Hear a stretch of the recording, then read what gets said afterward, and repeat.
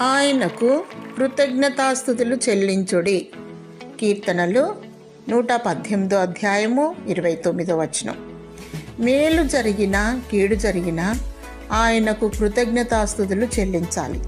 దేవుడు ప్రతి సమయములలో మనలను ఆదుకుంటూ సజీవుల లెక్కలో ఉంచాడు మరియు శోధనలలో పడిపోకుండా కీడు నుండి తప్పిస్తున్నాడు.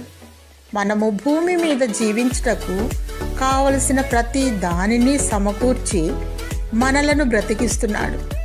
ఎలాంటి అవాంతరాలు, అనారోగ్యం లేకుండా తప్పిస్తున్నాడు. అందుకే దేవునికే మహిమ కలుగునుగాక.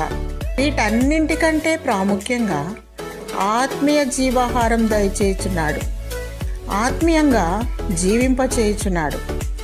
ఆత్మతో అభిషేకించి జీవ మార్గములో నడిపిస్తున్నాడు.